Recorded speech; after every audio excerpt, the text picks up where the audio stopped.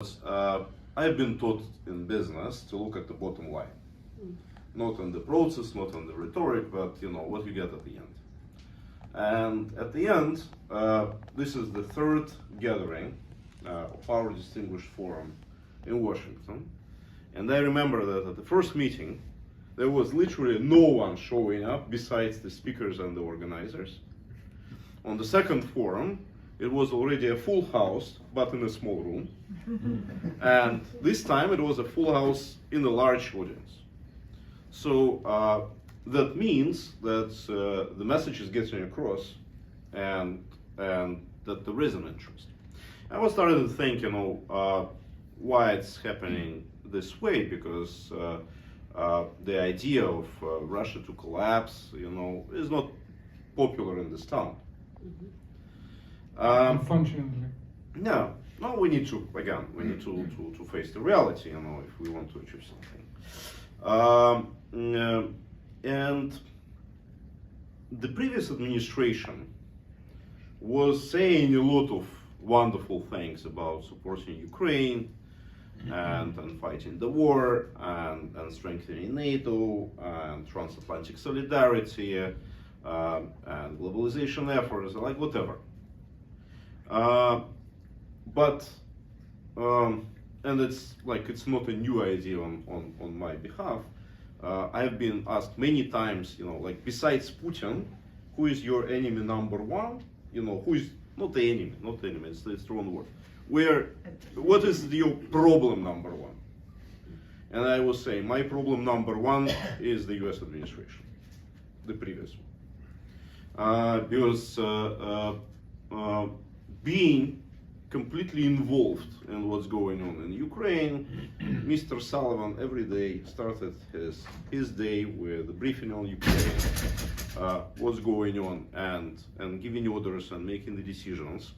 And the previous administration had a clear pact with Putin. We are not supporting any regime changes in Russia, and you are not going into nuclear arms. And it was revealed at the last months of the previous administration in this Woodford's book, The War, which was telling about how it was negotiated with Mr. Burns, meeting with Kremlin guys and making this pact. It was with Narishkin or with whom? It was with Narishkin. It was in another meeting, So yeah, there was two major meetings when it was negotiated, and this agreement was followed, and that's why it was extremely hard to get across here in Washington D.C. We faced strong wind, and there was support from the US coming to different Russia opposition organizations, and was a lot of criticism from Ukraine why they're supporting these guys in particular. And one guy who actually, I wouldn't give his name without his permission, as a high-level guy, he was actually yesterday among the speakers. And when I was asking him why they're not supporting us, he's saying, I said, whether it's because we're involved in the armed resistance. And the guy said, no, it's not because the armed resistance. It's because you are about resistance, because you are serious. And the people in this town don't want to support those who are serious. They want to support people, doing media stuff, maybe human rights stuff, some advocacy in the West, but not something on the ground. And people who are in this audience, these are the people who are doing something on the ground. And that's why it was a problem. And but in the previous Congress, there was one guy who actually was helping us in the House. Guess who he was?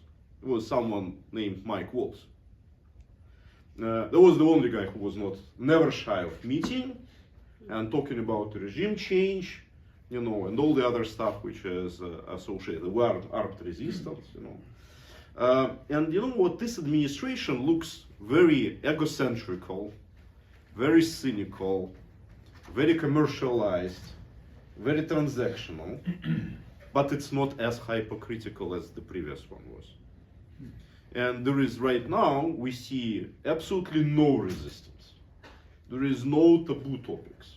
You know, there are things they don't want to be involved themselves, yes. But at least they are not preventing us from doing things. And I see it in Ukraine in a lot of military operations, intelligence operations. You know, there is no more Jake Sullivan who would pick up the phone and say, please stop it.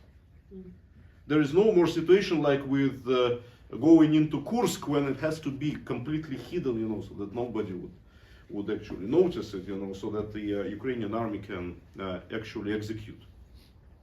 There is right now enormous awakening in Europe, and that's because of the actions of the current administration. Maybe they didn't mean it to happen, but that's the bottom line.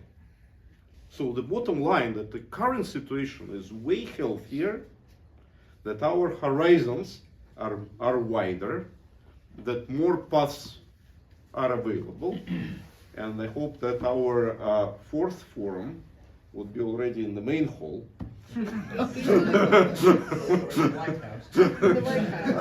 White House is the fifth one. with a draft resolution on Captain And I want to wish everybody luck with So this. for next year we need a suit and a car. Yes. Yep.